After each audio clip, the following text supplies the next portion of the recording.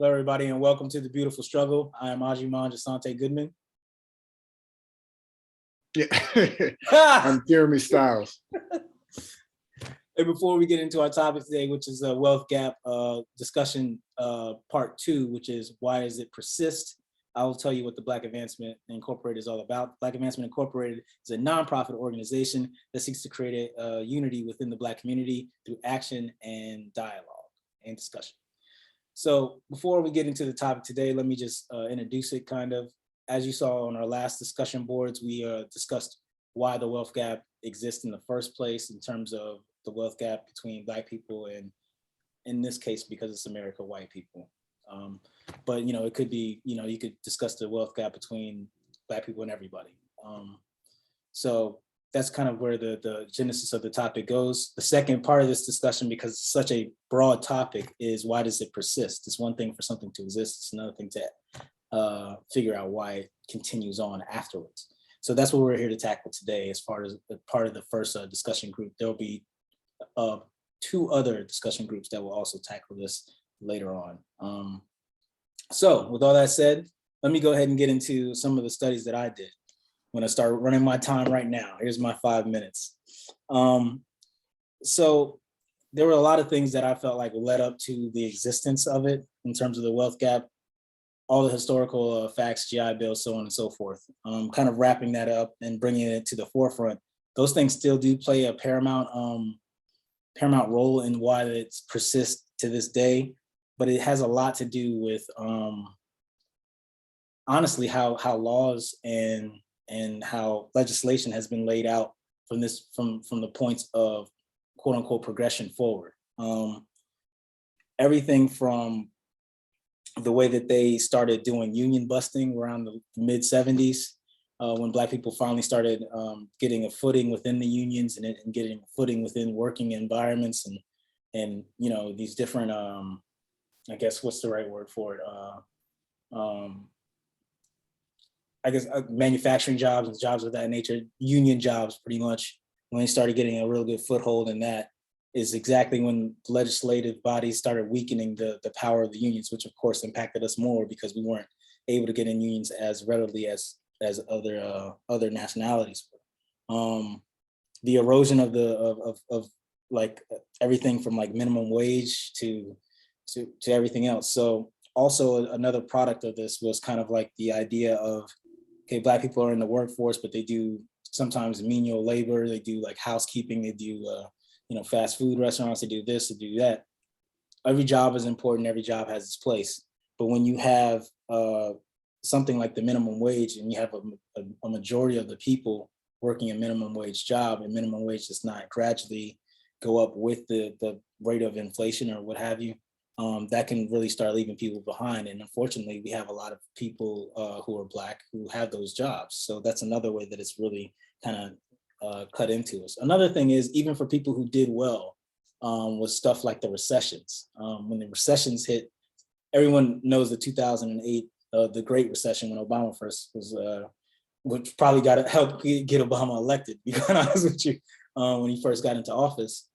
That's the one that a lot of people think of, but there was recessions before that had the same effect. Like there was a recession in the late 90s, had the same effect, in the early aughts that had the same effect. And those always hit Black people harder because, like I said, we were the last ones invited to the party, so to speak. We were the last ones to get our foot in the door, and we were the first ones to get cut in a lot of these instances. Now, even just taking it beyond just Black people, just in general, the rich have been getting richer for about since 1980 something, right? Ever since they started really opening up the markets, ever since they started making it to where they at least one political party's whole aspect of economic freedom from their perspective was to kind of loosen the reins and have people pay less taxes, so to speak. Ever since that's started kind of happening, the rich have been getting richer as they've passed legislation for that to happen, right? A prime example of that is something that happened recently was Trump's tax cuts, where the average American probably saw about an extra 40 something dollars here and there on their paychecks. But if you were rich and you were like a millionaire or you had a substantial amount of money, you saw much more of that. So that also helped to increase the gaps. As I said before, when you're last to the party, last to get hired, first to get fired type of thing, it leads to a bunch of stuff that can that really affects you as far as progressing and getting ahead and building generational wealth, quite honestly, when you're always the one who's taking the brunt of it. I think that the best thing that I can say in terms of the way you can look at it for Black people, it's a mantra that I think almost every Black person's probably heard at some point or another, and that is, when America catches a cold, like Black people catch pneumonia. I mean, like that's really the long and short of it when it comes to why I feel like the wealth gap continues on even to this day, like Deontay Wilder, former heavyweight champion. So that's my spiel. Jeremy. Where to begin? So I think from the jump, y'all already talked about why the wealth gap exists, and there's a number of reasons: slavery, Jim Crow, and many laws, housing policies. That definitely is a basis people could start with if they like. So with all that in to grant all of that, of course, there should be a gap, right? Like, so to me, it's not so much that we shouldn't expect there to be a gap, or at least it shouldn't be completely surprising if there is a gap. I'm not saying there necessarily has to be one, but one exists. So to me, what's kind of more, what may be more relevant is, um, are we increasing our wealth, and at what pace are increasing the wealth? I know I'm kind of changing the question a little bit, but just because there is a gap doesn't necessarily mean there's a problem. I can understand the argument why there would be a problem. People with more money may have more political access. They may be able to influence a law. They may be treated more differently in society in a more favorable way because of the wealth. I get that. I'm just saying it doesn't necessarily mean that there's a wealth gap, boom, there's a problem, we need to even it up. And presumably we're talking about a gap between Black and white. So that's the In this problem. case, yeah. In this case, yeah. So, I'm sorry. No, No, it's not even time for discussion yet. I'm sorry. I mean, look, I don't have a bunch of talking points, so I'm definitely good for us to just wrap back and forth. Right. But there's not only a gap between Black and white. I mean, there's actually, when you look at the different, when you break incomes into different quintiles, there's a gap between Black and Asian in many cases. I mean, not, well, of course, Black and, unfortunately, Black tends to be at the bottom of, however you break it down in a lot of cases. I meant to say between white and Asian. Yeah. Oftentimes Asian is actually above white, but that doesn't necessarily mean there's a problem, right? There's no one saying, well, we need to even it up, because it's a more nuanced situation.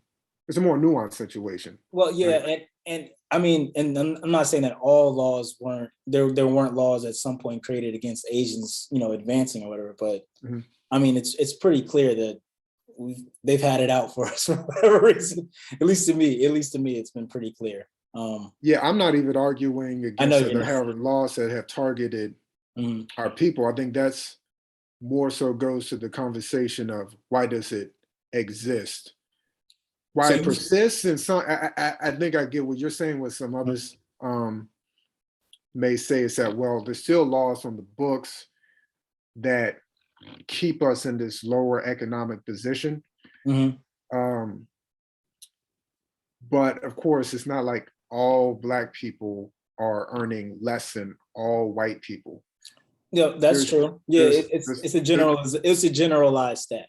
So it's very generalized. Yeah. Let me just pull up this one study where it talks about, it breaks the income down between the quintiles and shows each race: white, Black, Hispanic, and Asian. And actually, the gap between, I want to make sure I'm saying it correctly, the gap between the wealthiest, or let me say the lowest 10%, that quintile of Black folks, between the wealthiest and the 90% quintile is the largest gap for any race.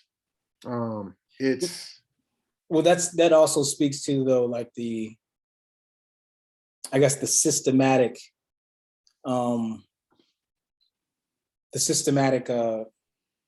deterrents that have been going on specifically against Black people as well. I mean, like when you take into account things such as incarcerate, like something as basic as incarceration, right? Now, I understand that more Black people have gotten arrested or locked up than other people, right?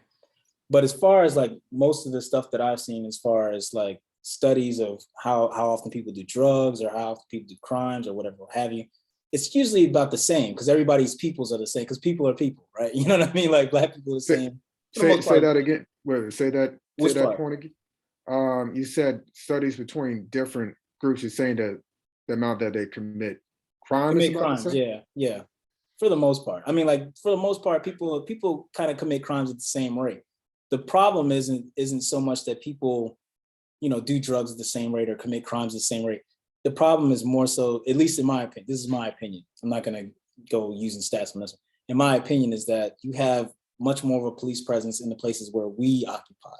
So if you have more people looking at what you're doing, then of course you're going to get caught more often, So that will lead to more incarceration. And then what happens after incarceration, right? At least in a decent amount of states, takes away your right to vote, it takes away a lot of opportunities for you to find employment, takes away a bunch of opportunities, not only for you to advance your family, but for your kids to go to better schools or to go to a better neighborhood and so on and so forth. And it's a thing that just spirals over and over again. And it creates a thing that can create something that will have you behind again for another generation. And that's kind of where this whole thing comes from, as far as like it persisting. Like if that's always the thing that happens, not in every case, of course, but I mean, like if that's always something where we're always at the top of something like a stat, like being incarcerated or getting harassed and then becoming incarcerated or being in the system like that. I mean, it's going to be hard to get out of that shtick when that kind of thing happens, because I don't know. I feel like it's kind of like unnecessary. I feel like it's kind of fixed against, like, I'll give another, for instance, right? Something that's not even. Well, go ahead. I'm sorry. Yeah. Well, just a couple of things. So I think for sure we actually, unfortunately, the crime rate is higher amongst our people. And I know we're just saying, well, we're over police, so it's more, but I mean, the nonviolent crime rate, let's see, Black people are overrepresented. This is from the DOJ. Mm-hmm. This is from it's from the DOJ, Bureau of Justice Statistics, 2018. Black people were overrepresented among persons arrested for non-fatal violent crimes, 33%, and for serious non-fatal crimes, 36% relative to representation. White folks underrepresented. White people accounted for 60% of U.S. residents, but 46% of all persons arrested for rape, robbery, aggravated assault, and other assault, and they're 9% of all arrestees for non-fatal violent crimes, excluding other assault. I think if we dig into this more, also we're overrepresented as the victims as well. So I don't think that is, unfortunately, that is simply that, well, there's more cops there arresting us for these things. I mean, when you look at certain cities, I mean, the violent crime is rare in certain cities, and it's not like it's just it's actually happening in a bunch of white communities as well, but they're just not arresting the white people for that. I mean, that would actually go against what our own people claim is the favorable treatment that white folks get. I mean, we claim that when a white person is at risk of being harmed, then the cops rush in to save them and protect their community. So if that were the case, then we should expect there to be at least just as many arrests. Well, I'll put it to you that's why I'm speaking specifically of violent crimes, not drug related, just simply somebody using drugs. That's a perfect example of it being like even and us getting the short end of the stick. But go ahead. I'm sorry. About the drugs? Yeah, absolutely. But go ahead. I'm sorry. If it is indeed the case, I mean, that does matter. But I'm not saying any of this stuff to say, oh, there's no issues or we shouldn't even care about it. I know. I'm just saying, but I don't think that we should dismiss the degree of violent crime within our own community because it actually hurts our own people. I, It's d- not, and to I, me, and it's I, not yeah, important to, I know it may seem like, oh, well, if you say that, then you're providing fodder for somebody that doesn't want to acknowledge the racism that exists in our society or wants to blame our people for all our problems. But I think we just got to face facts. I mean, it actually harms us, the violent crime. I think that does contribute to why we're arrested at a higher rate. At least it has something to do in with some, yeah, in some it. cases, but it doesn't contribute to the. I mean, like some of those numbers are just completely overwhelming. Like, to me, it's like it would be one thing if it was like 5%, but are you telling me that Black people are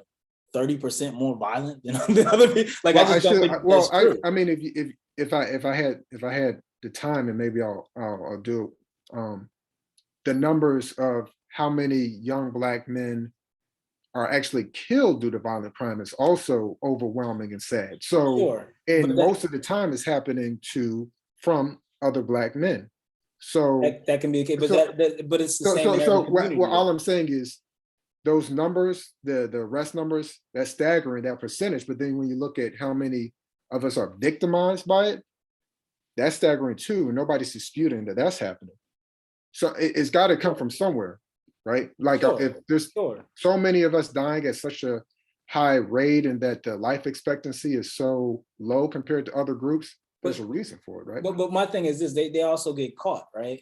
Like when we do violent crimes, we also get caught. Like I'm not like how many times have you seen specials on like a Netflix or something like that where they have these serial killers these white dudes that kill like 8, 9 people, and they end up arresting some other dude for it. Like it's just, I mean, like that kind of stuff happens all the time. You know what's funny is that like when they do those 23andMe genetics studies and they start Mhm. going back and they started using them for cold cases and stuff, which is also something where well, I don't do 23andMe anyway. So, but they going back and did some of these cold cases, they would find like these middle-aged white dudes that committed crimes that they hadn't been able to solve for years because they never looked at them because they weren't suspicious of them. So it's like Mhm. that's what I mean by like it's the numbers are underrepresented. You can get numbers to say whatever you want, and I'm not saying that to excuse what you're saying. I No, do believe that there is violent crime. I do believe that we commit violent crimes against each other, but I believe that all races commit violent crimes against each other because they're always around each other. Like white people don't really live around Black people.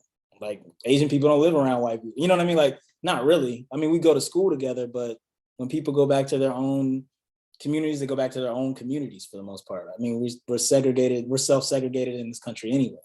so you're saying that people, regardless of where they are, they're all committing violent crime against each other at the same rate, and they're just doing it to people that live around them?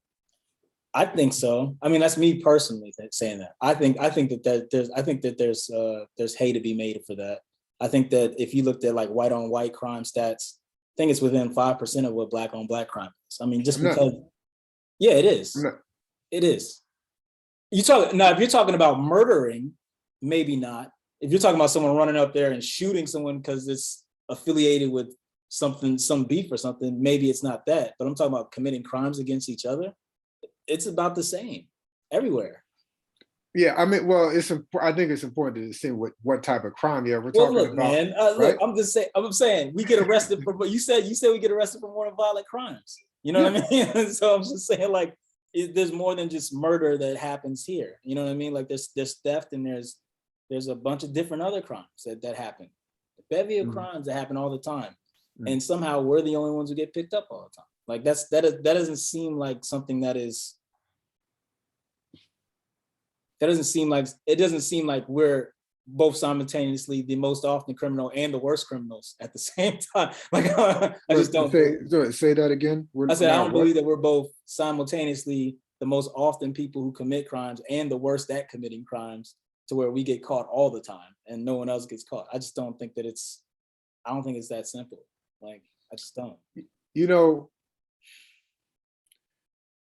it's interesting because we don't really know what the percentage of people that are getting caught for committing their crimes in the Black community. I mean, that's perhaps it is much higher, perhaps, but I mean, is there actually any data saying that? I don't know. I've I never mean, seen we're this. I mean, because it's kind of just being thrown out there that, well, they actually apprehend more of us that commit crimes in certain segments of communities, actually relatively small That's also correct. proportion of the community that's committing a whole lot of crime. That's correct. So I'm gonna follow up on that after you're done. I'm sorry. yeah, so but to say, well, the reason that there's so many we're overrepresented is because they're just catching a higher percentage of us. Is that true? Do we actually know that, or we're assuming that that's the case? That's an assumption on my part because I don't know what other reason there would be besides someone saying like I said originally, it's over policing. I mean, like But within but that certain segment. but you do agree that if we are committing more crime than other groups and violent crime. Let's just go. Okay, we'll go. But this whole thing with robbery and that type of stuff, I don't think that we're not overrepresented with that as well. I know you'll say, well, that's because they're over policing us, and that's it. We're not actually doing any more than anyone else. I understand that's your assertion, but you would agree that if we're actually overrepresented in committing crime, and people tend to commit crime against their own people, the people that they're around, then it Sure. would only follow that we'll also be overrepresented in the amount of victims of violent crime, right? Sure. And Sure. you do agree that that's the case, right? Or you don't even think that we're overrepresented as Well, that? my thing is this. It's like I think that we're overrepresented in all of that stuff in terms of like from the perspective of how many people actually like get arrested and get caught and then actually go to trial and then go to jail. Like I just think that or prison, I should say prison, I shouldn't say jail. And how these some of these laws in these neighborhoods, and I understand that like in places like I'm not going to throw out the place that everyone throws out when they talk about Black community and Black violence within the community, but I'll use an example of what I mean by like an entire town can get painted a certain way. Like Stockton, California, had a really big problem, like a really big crime problem. And when they had done that, there's this like mentor group that was there. These like ex-convicts that got out and would try to mentor people and get people off the streets in terms of like gangsters and stuff like that. I can't remember where I've mentioned this before, not to you, but in general. Long story short, when they came back with like the statistics of the people who are actually causing this neighborhood to be in have such a terrible, because I've heard of Stockton, California, in terms of like people getting messed up in Stockton, California. I've heard of that before. And I'm all the way in Maryland. So like that's quite a way for your name to travel. But there was like they came to the conclusion it was like 87 people in a town that had like not hundreds of thousands, but several thousand people. It was like 87 people that were really the cause of all of this mischief. And even those people were relatively young, so it's not as if they couldn't be reached. But I mean, like a lot of ways that the criminal justice system, it doesn't work in the same way. You know what? We're going far afield. Man, Jeremy, you do this every time. Let's get back to why the wealth gap persists. Let me see. Well, the whole reason I think how we got there was what I was really trying to say was that there's differences within our own group. So there's also difference in behavior and what we focus on in order for there to be those differences in wealth. And from there, somehow I ended up getting into the different communities from the Black community. I think you gave some type of example and then we kind of diverged. Yeah. But regardless, what I'm really trying to get at is that we're not all doing the exact same thing. So some Black folks actually earn more income and are able to earn more wealth. Sure. Than others. That's true. That's, I think, very relevant for our own purposes, right? I mean, well, what's the goal? What's the goal? Or what's the expectation that we'll just have an even wealth with whites? And second to that question is why whites? They're not even the wealthiest group, or not on track to be the wealthiest group. It's Asians.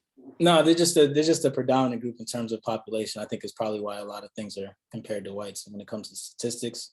But I think even more so, and even more so the case with us, because for a long time, not necessarily in reality, but in at least seeing like the statistics from this race versus that race, for a long time in America, it was like just black and white. And then after a while, they started including other groups, but it was always like a thing where it's like black, what's the black people doing and what's the white people kind of doing.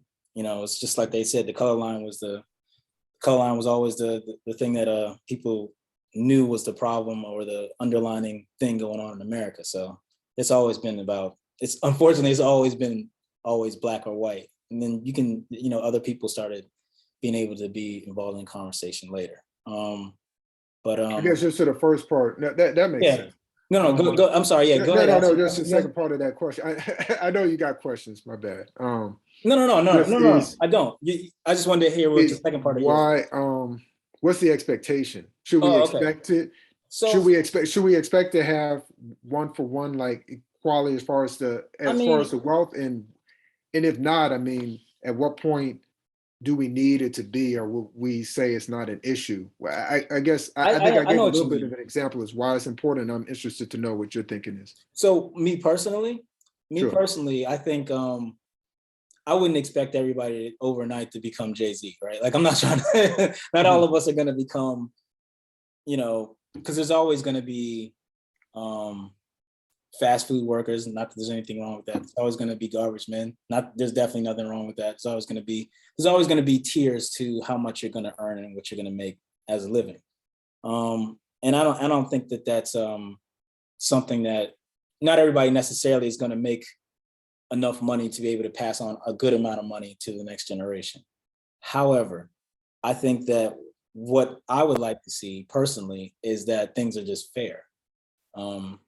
That things are created to where everyone has an equal shot to be able to do what they need to do. I believe that a lot of the laws and a lot of the things that have been done in this country and that persist in this country have made it to where it's an uneven playing field, and it's become difficult for them to even it out. And by them, I should be more specific, but policymakers to even it out, because many of their constituents in a country that is majority white and have sympathies towards things like the lost cause narrative and the view of, even if their uncle is racist, they still help them pay for college. Like, you know what I'm saying? Like they still have feeling for them in terms of them, like, well, they're still a decent human being. They just look at things a little different. They're just older. They just look at things different.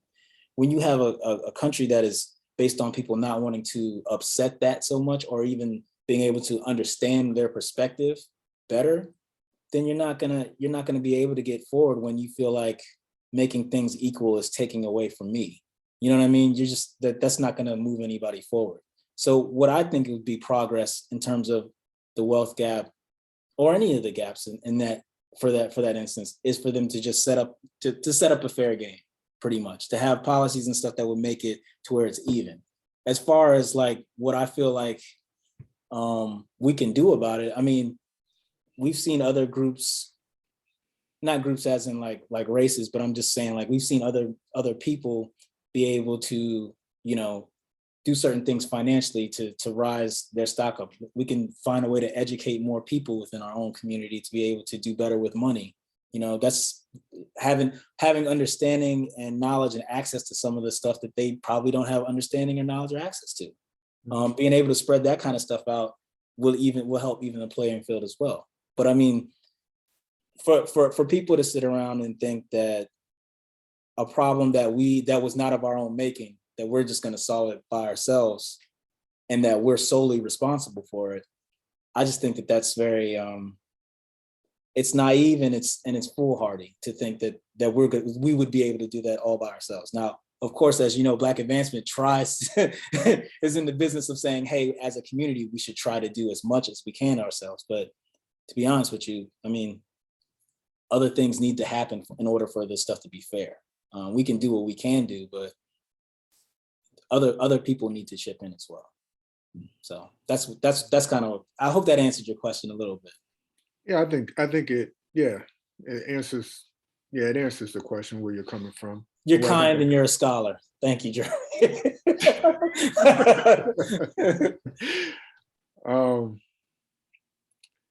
Yeah, I think, and I've said this before in the previous discussion. Mhm. Unfortunately, I think that trying to focus on things being fair I know how is, you feel about fair, Jeremy. I yeah. Yeah, know.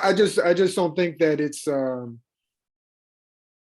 it should be our main focus. First off, Yeah. I'm not sure if it's there's a place where things are just fair, or with a place that's as diverse as ours, Mhm. as a country as diverse as ours, that things are just fair. I think it's fair. It's controversial to say, but I think it's probably fair enough. I think that the I know Nah. cancel him, Nah. take him Bro, I'll off. let This you is the finish. end I'm of gonna the let you finish show. though. Go ahead. This Go is the ahead. end of the show. What the heck is this guy doing on here? Um, but I do think that our ancestors and those that fought during the civil rights movement actually did succeed in many ways in order to give us the shot that we need in order to advance ourselves, which is why there are so many of us, including probably most, if not all of the participants on this program that come on here, are able to have succeeded and be successful people that continue to do more for themselves and their own family. So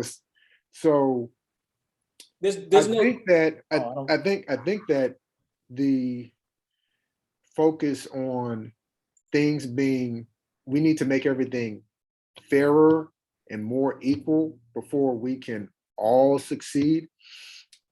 To me, that's almost like that's the I really don't want to use the word foolhardy, but I think it almost is. It distracts us.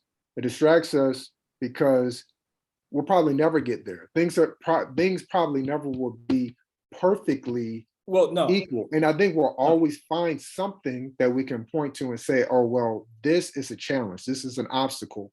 And as long That's as true. that's the focus, to try to eradicate every obstacle, then there's more energy spent on that versus the things you just spoke about financial education, education in general. And yes, there are many of us that actually do pursue those things. I just feel like we could do both. You know what I mean? Like I don't think that we have to. I don't think this is a choose your own adventure. I think we could do It's both. you're saying this. You're saying we can have both. Then Yeah. I get that, but unfortunately, I think that there's a whole lot of us that put way more energy in doing and talking about the other thing, the fairness thing. The, I mean, like you said, this is a diverse country. People have a number of interests. It's not that they're Mhm. necessarily racist if they're not trying to support policies that we think we need. Um, There's tons of policies that people are interested in for their own ends, and people just have different political and philosophical views. That's the problem. If we are going to spend so much energy trying to persuade other people to accept our political agenda, then we're going to be wasting our time, which I think we actually are as far as that goes, that we're going to change people's minds to accept some policy that's going to even things up for us. And it just crossed my mind, most of these policies, um, these policies are supposed to benefit society as a whole. Even if they were to do so, it wouldn't necessarily close the racial wealth gap because they're supposed to benefit everybody.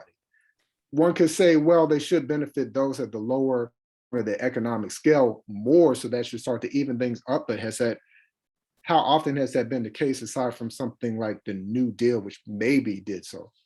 and that didn't do as much for us as it should have. But that's I digress So from that. there's the But example. but even from the perspective of just saying, like you mentioned civil rights earlier, right? Like right now they're getting rid of civil rights stuff because they're saying we don't need that stuff anymore. Like they're like Such saying as, like the Voting Rights Act. Like they're getting rid of things from that era, like the Voting Rights Act, because they're saying, well, we're a diverse country. We don't really need that. We don't have people who are racist. We need that. are you talking about where certain states, if they're going to change some of the voting laws, that has to get approved, like on a Yes. national level, that type Yeah. thing? Hmm.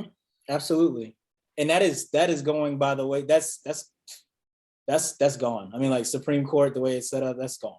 This is a done deal. That's already a wrap. But the thing that makes it wouldn't be a problem if it was gone if things were were better, but they're not. You know what I'm saying? Like that's the problem. The problem is that they're not, because you can't legislate people's hearts, right? That's why the laws were put there in the first place.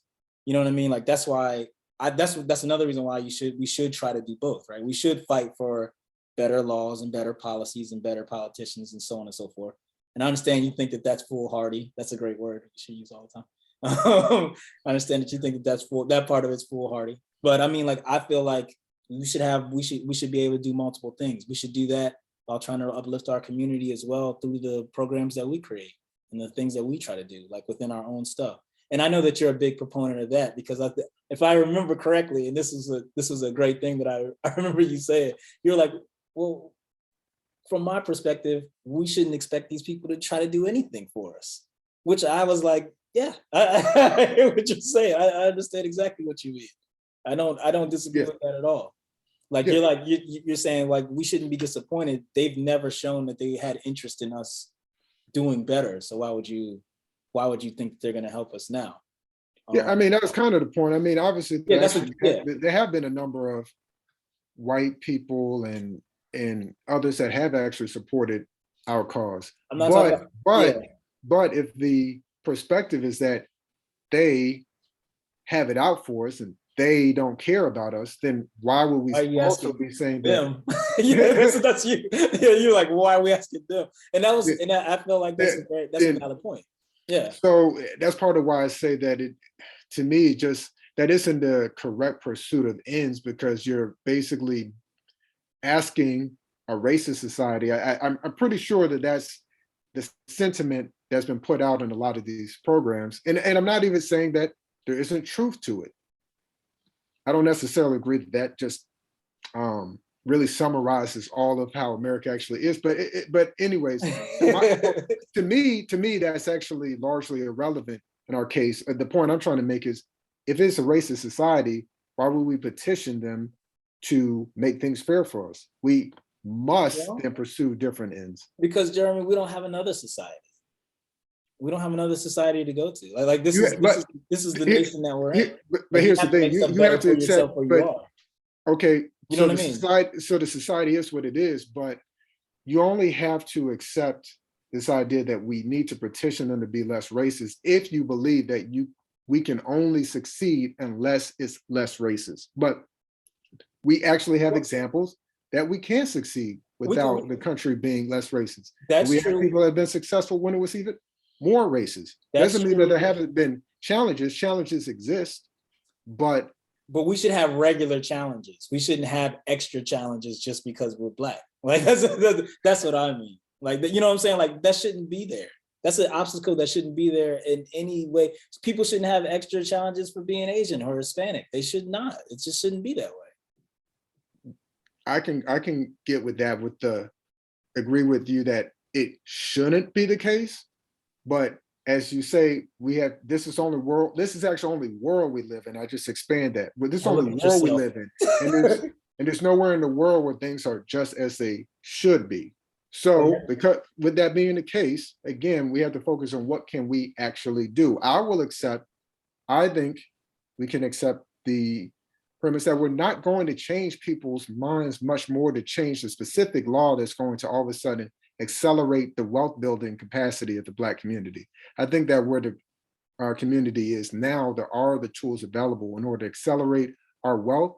It's not easy for everyone because people are starting from different points. That's true. But that's why I say it's actually important to parse out these different groups, because people in the middle class are in a much better position to accelerate their wealth. And of course, there's always issues with income mobility, the ability to amass wealth in this technological age, so on and so forth. But that's an issue that affects everybody, not specifically Black.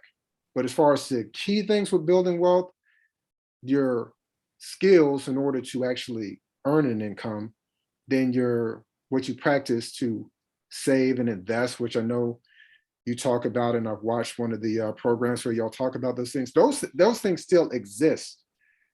Those are the biggest things that you can actually control, not some specific law that's, I guess, robbing Black people of wealth, or it's at least not allowing us It's to it's build just wealth? contributing to us not being able to to further, like for instance, the whole idea behind it's a connection of things, right? It's like, okay, so now you get a job where you have a union job, and then you have this political swing where these guys are saying, hey, you know what we need to do? We need to get rid of the union so we can get more, so we can have more money, or we can get more money for our donors who are donating us all this money. Mhm. So, and they don't like unions, so we can cut the unions. And then like, see, it's a domino effect of that. You know what I mean? Like it's just, but look, we could talk, me and you could talk forever. I'm gonna get to the solution part. We can cut this off. We're gonna cut it off right now. But Right. I'd already said my solution prior to. I did not come up with a new solution other than to more so promote the idea of we should definitely do more like internal classes in terms of just normal financial literacy um, within places that are devoid of that. Just kind of focusing more within our communities to be able to spread the word about how to invest in stuff, or how to save up for stuff, or what the greatness between money and time, and how that thing working together is magic, baby. It's magic. How all that kind of stuff can really help out a person's, maybe not this generation, but for the next generation, and how that can set up people going forward. So more so from an educational standpoint. I'll just reiterate that. But Jeremy, do you have any fresh new ideas, fresh expansion for solutions as far as for the wealth gap? I don't know if these things are necessarily lessen the wealth gap, but in line with what you just mentioned, our education, specifically financial education, again, with our spending, saving, investing, entrepreneurship, continuing to expand those things. Um, we could divulge into a whole, back to our previous topic, as far as things that actually, I think, keep We our can't. community down We in can't. addressing We those can't, things, but Jeremy. we can. That's for another day. That's for Go another ahead. day. But I think is definitely relevant to the whole topic. Um, Trying to think aside from that, and then just education in general, as far as it connects to the entrepreneurship, because um, Okay. having skills that are actually valuable to the market is what allows you to increase your income, regardless of whatever laws are in place, or if you're part of a union, so on and so forth. If you got the goods, you actually have skills that people need, and especially if it's not tied to working for somebody else, then you're going to be able to grow your income and grow your wealth. So I think it's more of a, for us, unfortunately, or fortunately, it's more of an individual thing rather than a group-based solution. I think we actually have to build, we need more individuals with higher incomes and building that up Mhm. first before we actually are in a position. And at some level, we are in a position for it, but to be in an even better position to help the community as a whole, we also had to just focus on what individuals can do in order for them to be wealthier. And then that can be passed on to the community, or at least passed on to family, and it expands from there. All right, everybody. Thanks for a lot for watching. That's all for the beautiful struggle today.